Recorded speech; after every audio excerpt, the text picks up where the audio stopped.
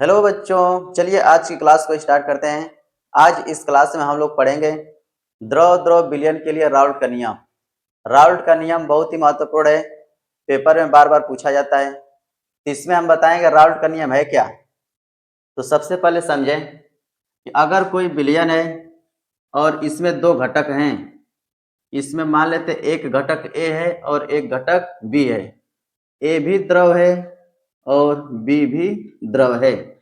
तो कहें कि अगर किसी विलयन में दो घटक हैं, घटक ए और घटक बी, और दोनों द्रव हैं, तो कह सकते हैं द्रव द्रव विलयन के लिए राउल्ट का नियम। तो हेडिंग है द्रव द्रव विलयन के लिए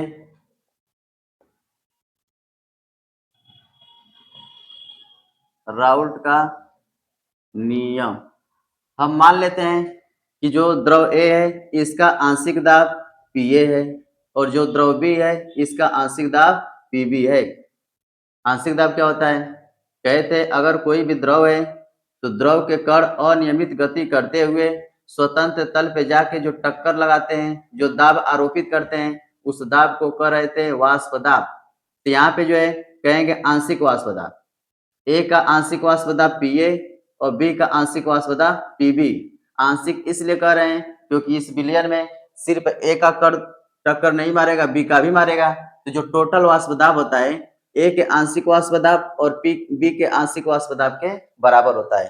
तो आधा दाब लगा रहा है ए और आधा दाब लगा रहा है बी, इसीलिए बोल दिया आंशिक वाष्प दाब। मान लेते हैं ए का आंशिक दाब Pa, बी का आंशिक दाब Pb और ए का मोल प्रभाज मान लेते हैं यक्स ए और बी का मोल प्रभाज यक्स बी। इसको चाई ए भी बोल सकते हैं। ए का मोल प्रभाज चाई ए, बी का मोल प्रभाज चाई बी, ऐसा मान लिए। तो राउल्ट का नियम क्या कहता है कि किसी द्रव द्रव विलयन में घटक ए का आंशिक वाष्प दाब घटक ए के मोल प्रभाज के समानुपाती होता है और घटक बी का आंशिक वाष्प दाब घटक बी के मोल प्रभाज के समानुपाती होता है। यानी लिखेंगे Pa समानुपाते चाहिए और इसके लिए लिखेंगे Pb समानुपाते चाई बी। तो राउल्ट का नियम यही कहता है कि ए का आंशिक दाब ए के मोल प्रभाज के समानुपाते और बी का आंशिक दाब बी के मोल प्रभाज के समानुपाते होता है।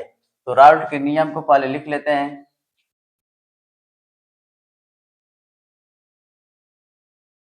किसी निश्चित ताप पर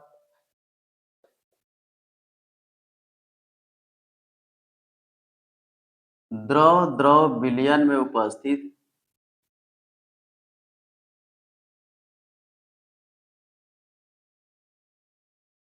किसी घटक का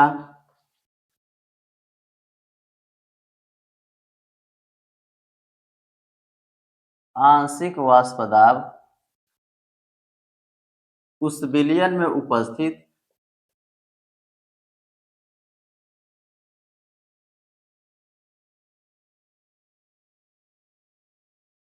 घटकों के मोल प्रभाज के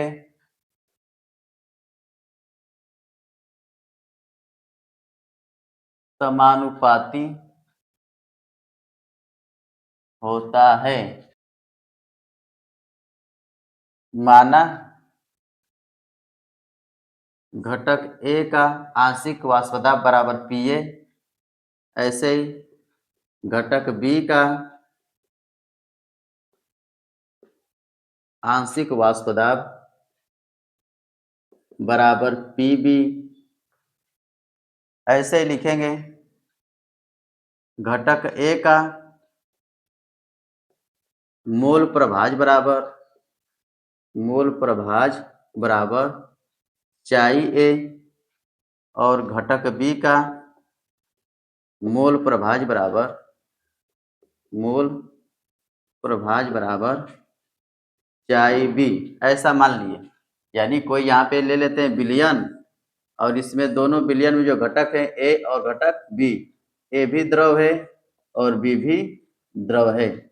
इसका आंशिक दाब Pa है, इसका आंशिक दाब Pb है, इसका मोल प्रभाज चाई है, इसका मोल प्रभाज चाई बी है। यानी ये ले लिए, ठीक है। तो इसी को लिख दिया घटक ए का आंशिक वाष्प दाब Pa और घटक बी का आंशिक वाष्प दाब Pb और घटक ए का मोल प्रभाज चाई ए और घटक बी का मूल प्रभाज चाई बी। तो राउल्ट के नियम के अनुसार क्या होगा? अतः राउल्ट के नियम के अनुसार लिख सकते हैं, राउल्ट का नियम यह कहता है कि किसी निश्चित ताप पर टेम्परेचर फिक्स होना चाहिए। द्रव विलयन में उपस्थित किसी घटक का जो आंशिक वाष्प दाब है उस विलयन में उपस्थित घटकों के मोल प्रभाज के समानुपाती होता है। मतलब पी ए का आंशिक दाब लिख सकते हैं, ए का आंशिक वाष्प दाब समानुपाती होता है ए के मोल प्रभाज के, तथा बी का आंशिक वाष्प दाब समानुपाती होता है बी के मोल प्रभाज के। ये नियम हो गया किसका? राउल्ट का। तो यहाँ पे समानुपाती का चिन्ह हटाते हैं तो कोई ना कोई कांस्टेंट मान लिखना पड़ता है। तो लिखते हैं पी ए बराबर पी ए नॉट चाई ए, ऐसे पी बी बराबर पी बी नॉट चाई बी। यहाँ पे कोई ना कोई कांस्टेंट मान लिख दिए। यहाँ पे जो लिखे हैं ये शुद्ध अवस्था में ए का वाष्प दाब था। अगर किसी बर्तन में सिर्फ ए है, ए के विलयन है, तो ए के कण जितना दाब लगाते हैं स्वतंत्र तल पे, जितना दबाव आरोपित करते हैं उसी को शुद्ध अवस्था में वाष्प दाब कह सकते हैं। तो यहाँ पर पी ए बराबर हो जाएगा P A nought x A, अब पी बी बराबर हो गया P B nought x B. ये राउल्ट का नियम हो गया। अगर हम कहें कुल वाष्प दाब लिख के बताइए तो कैसे लिखेंगे? अगर लिखने के लिए कहें कि टोटल वाष्प दाब बताइए तो लिखा जाएगा टोटल वाष्प दाब P बराबर पी ए पी बी। यहाँ से P बराबर हो जाएगा P A plus P B. अब पी ए के स्थान पर लिख सकते हैं, पी ए के स्थान पर लिख सकते हैं P A nought x A, और पी बी के स्थान पर लिख सकते हैं P B nought x B. यहाँ से ऐसे भी लिख सकते हैं P बराबर P A nought x A plus P B nought x B. तो यहाँ तक लिख देंगे तो राउल्ट का नियम पूरा हो गया। फिर एक बार समझे क्या बताएं? किसी निश्चित ताप पर द्रव विलयन में उपस्थित किसी घटक का आंशिक वाष्प दाब जो होता है उन घटकों के मोल प्रभाज के समानुपाती होता है। यानी ए का आंशिक वाष्प दाब ए के मोल प्रभाज के समानुपाती और बी का आंशिक वाष्प दाब बी के मोल प्रभाज के समानुपाती होता है। समानुपाती का चिन्ह हटाएंगे तो कोई ना कोई एक कांस्टेंट, कोई ना कोई एक स्थिरांक लिखना पड़ेगा। और यहाँ पे लिखे हैं पी ए नॉट, यानी पी का आंशिक वाष्प दाब बराबर P A nought x A और बी का आंशिक वाष्प दाब बराबर पी बी बराबर P B nought x B. तो इस प्रकार से अगर टोटल वाष्प दाब लिखने के लिए कहें तो हो जाएगा P A plus P B, A का आंशिक वाष्प दाब प्लस बी का आंशिक वाष्प दाब बराबर टोटल वाष्प दाब। तो यहाँ पे पी ए के स्थान पे लिख सकते हैं P A nought x A और पी बी के स्थान पे लिख सकते हैं P B nought x B. तो यहाँ से ऐसे करके लिखा जा सकता है। तो राउल्ट का नियम याद रख सकते हैं। फिर देखें एक बार, राउल्ट का नियम कहता है कि ए का आंशिक दाब समानुपाती होता है ए के मूल प्रभाज के और बी का आंशिक दाब समानुपाती होता है बी के मोल प्रभाज के। ये है राउल्ट का नियम। और समानुपाती का चिन्ह हटाते हैं, कोई ना कोई एक कांस्टेंट मान लिखना पड़ता है, कोई ना कोई एक स्थिरांक लिखना पड़ता है। तो इसको लिखेंगे पी ए बराबर पी ए नॉट चाई ए। यहाँ पे स्थिरांक लिख दिए। कहते शुद्ध अवस्था में ए का जो वाष्प दाब है उसी को पी ए नॉट लिखे हैं। और यहाँ पे जब लिखेंगे पी बी बराबर पी बी नॉट चाई बी।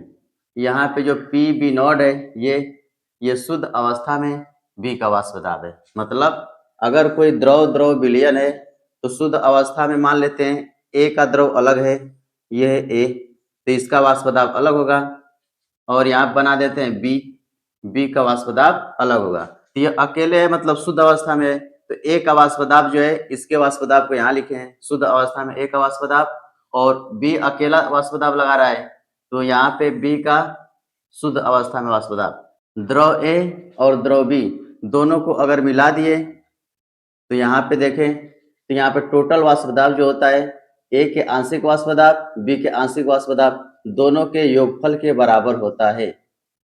तो अलग अलग कहेंगे शुद्ध अवस्था में। तो यहाँ पे जो स्थिरांक लिखे हैं ये शुद्ध अवस्था वाला वाष्प दाब है। तो ये हो गया शुद्ध अवस्था में बी का वाष्प दाब और शुद्ध अवस्था में ए का वाष्प दाब। तो राउल्ट का नियम यही कहता है कि ए का आंशिक दाब ए के मोल प्रभाज के समानुपाती होता है और बी का आंशिक दाब बी के मोल प्रभाज के समानुपाती होता है। तो राउल्ट के नियम के अनुसार अगर हम टोटल वाष्प दाब लिखने के लिए कहें तो कैसे लिखेंगे? P बराबर Pa प्लस Pb, यानी किसी बर्तन में अगर दो द्रव है तो दोनों के वाष्प दाब का जो योगफल होगा टोटल वाष्प दाब के बराबर होगा। तो ऐसे लिख सकते हैं P बराबर Pa प्लस Pb। Pa के स्थान पे ऐसे भी लिखा जा सकता है Pa नॉट यक्स से Pa के मान को लिख देते हैं तो हो जाएगा P बराबर Pa नॉट चाई A प्लस Pb का मान ये रख देते हैं Pb नॉट चाई B। तो राउल्ट के नियम के अनुसार यहां तक लिख देंगे, काम चल जाएगा। इसके अलावा अगर ग्राफ बनाने के लिए कह दें तो ग्राफ कैसे बनाएंगे? यहीं पे ग्राफ बना दे रहे हैं। यहाँ पे एक ग्राफ खींचेंगे, ये वाला जो एक्सिस है इसको मान लेते हैं मोल प्रभाज। ये मोल प्रभाज को दिखा रहा है, मोल प्रभाज, और ये है वाष्प दाब, ये वाष्प दाब को दिखा रहे हैं। तो यहाँ मान लेते हैं ए का मोल प्रभाज बराबर 1 है और ए का मोल प्रभाज बराबर 0 है। यानी जैसे लेफ्ट से राइट चलते हैं तो यहाँ पे मोल प्रभाज 1 था, 1 से 0 हो गया मतलब घट गया, तो मोल प्रभाज घट रहा है, ए का मोल प्रभाज घट रहा है। तो नियम क्या पढ़े थे कि अगर मोल प्रभाज ए का घट रहा है तो बताए थे समानुपाती होता है ए के आंशिक दाब, ये आंशिक दाब, आंशिक दाब, और ये मोल प्रभाज, मोल प्रभाज। राउल्ट का नियम यही कह रहा था कि ए का आंशिक दाब ए के मोल प्रभाज के समानुपाती होता है। मतलब अगर मोल प्रभाज घटता है तो वाष्प दाब भी घटेगा। समानुपाती दिखाई दे रहा है यहाँ पे, इसका मान घटेगा तो इसका मान भी घटेगा, मोल प्रभाज के मान बढ़ेगा तो आंशिक दाब का भी मान बढ़ेगा। तो यहाँ से दिखाई दे रहा है कि मोल प्रभाज 1 है यहाँ पे और यहाँ पे 0 हो गया मतलब घट गया। तो मोल प्रभाज घट रहा है इसका मतलब आंशिक दाब भी घटेगा। तो हम मान लेते हैं कि एक आंशिक दाब यहाँ कुछ ले लेते हैं Pa नॉट, ठीक है। तो इसका ग्राफ ऐसे बनाएंगे घटता हुआ, इसका आंशिक दाब घट रहा है, और B का मोल प्रभाज लेते हैं, इसको मान लेते हैं 0 और चाई B बराबर 1। B का मोल प्रभाज बढ़ रहा है तो B का आंशिक दाब भी बढ़ेगा। तो मोल प्रभाज जैसे जैसे बढ़ेगा वैसे वैसे आंशिक दाब बढ़ाते जाएंगे, ऊपर ग्राफ जाएगा। यहाँ पे मोल प्रभाज घट रहा था आगे बढ़ने पे तो आंशिक दाब भी घट रहा था, तो ऊपर जो है ये वाला जो लिखे आंशिक दाब वाला है तो आंशिक दाब भी घट रहा है, मोल प्रभाज भी घट रहा है। लेकिन बी की जब बात करें तो 0 से 1 हुआ मतलब बढ़ा, तो बी का मोल प्रभाज बढ़ता है तो बी का आंशिक दाब भी बढ़ेगा। तो इसका ग्राफ ऐसे बनाएंगे बढ़ता हुआ। ये हो गया पी नॉट का ग्राफ, यानी दोनों का ग्राफ बना दिए। तो ये जो दिखाई दे रहा है लाइन, अगर इसका सूत्र या समीकरण लिखना चाहें तो यही पढ़े थे, P बराबर Pa नॉट यक्स ए, और पढ़े थे P बराबर Pb नॉट यक्स बी, ये राउल्ट के नियम में पढ़े हैं। तो ये वाला ए का ग्राफ है तो इसके सूत्र को ऐसे लिखेंगे P बराबर Pa नॉट यक्स ए, और ये वाला जो ग्राफ है ये बी वाला बनाए हैं तो इसका सूत्र ऐसे लिखेंगे P बराबर Pb नॉट चाई बी, इसको यक्स बोल दे चाहे चाई बोल दे, मूल प्रभाज को चाई से दिखाते हैं, ऐसे बनाएंगे, ऐसे थोड़ा सा टेढ़ा करके इसको सीधा खींच देंगे, इसी को चाई कहते हैं, और ये मोल प्रभाज को चाई से प्रदर्शित करते हैं। इन बातों को याद रखेंगे। तो ग्राफ बन चुका है, और अगर टोटल देखें वाष्प दाब यहाँ से लेके यहाँ तक कितना बढ़ा तो इसको कैसे लिखेंगे? तो यहाँ से ऐसे बना सकते हैं, ये वाला जो है लिखेंगे P बराबर Pa प्लस Pb। टोटल वाष्प दाब में करना क्या पड़ेगा?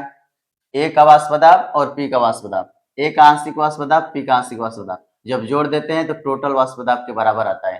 तो ऐसे ग्राफ को बना सकते हैं, इस प्रकार से ग्राफ को बना सकते हैं। राउल्ट का नियम पूछता है तो नियम ही बता देंगे, ए का वाष्प दाब ए के मोल प्रभाज के समानुपाती होता है और बी का वाष्प दाब बी के मोल प्रभाज के समानुपाती होता है।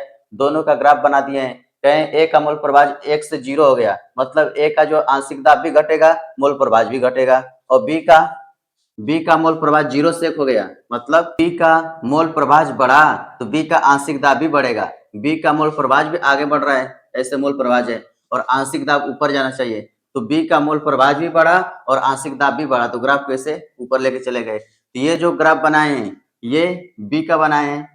ऐसे ही अगर टोटल लिखना चाहें तो ए का आंशिक वाष्प दाब बी का आंशिक वाष्प दाब दोनों को जोड़ देते हैं तो टोटल हो जाता है। तो यहाँ से लेकर के यहाँ तक जो है टोटल हो गया, टोटल यहाँ पे जोड़ के लिख दिए। अगर पूछता है कि राउल्ट के नियम की सीमाएं लिखिए तो सीमाएं में ऐसे लिख सकते हैं। हेडिंग लिखेंगे राउल्ट के नियम की सीमाएं। सबसे पहला पॉइंट लिखेंगे केवल अति तनु विलयनों पर कार्य करता है। दूसरा है एनटीपी पर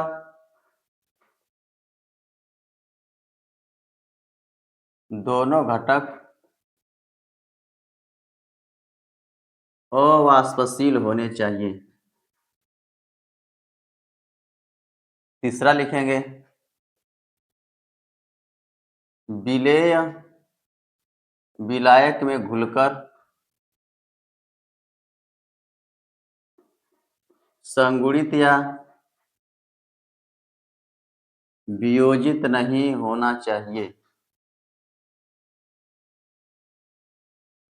कितना दिया हुआ है, यानी कहेंगे राउल्ट के नियम की सीमाएं बताइए, तो राउल्ट का नियम केवल अति तनु विलयन होना चाहिए। अति तनु विलयन पर ही कार्य करता है, मतलब जो विलयन है वह तनु होना चाहिए, डाइल्यूट होना चाहिए, यानी उसमें पानी की मात्रा अधिक होनी चाहिए। डाइल्यूट का मतलब तनु होना चाहिए, पतला होना चाहिए। कणों की संख्या कम है, विलयन जो है पानी जैसा दिखाई दे रहा है, मतलब तनु है।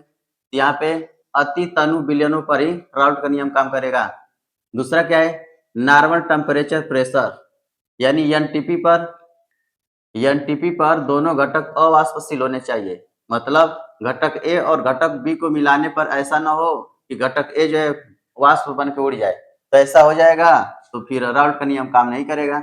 ऐसे ही विलेय विलायक में जुड़ करके संगुणित नहीं होना चाहिए। संगुणित का मतलब जैसे ए प्लस बी है, ये दोनों जुड़ के ए बी बन गया।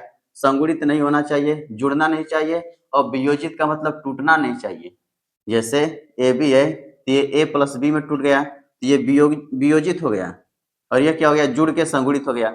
मतलब जो कण है आपस में जुड़ जुड़ के संगुणित हो जाता है या टूट के दूसरे कण में परिवर्तित हो जाता है, तब भी राउल्ट का नियम काम नहीं करेगा। दोनों द्रव होने चाहिए, दोनों जो है अवाष्पशील होने चाहिए, दोनों द्रव होने चाहिए और विलेय विलायक में घुलने के बाद से द्रव अवस्था में ही होने चाहिए, संगुणित या वियोजित नहीं होना चाहिए। तो राउल्ट के नियम में ये सीमाएं याद रख सकते हैं। तो इस प्रकार से राउल्ट का नियम जो है खत्म हो चुका है। आगे हम लोग पढ़ेंगे आदर्श तथा अनादर्श विलयन।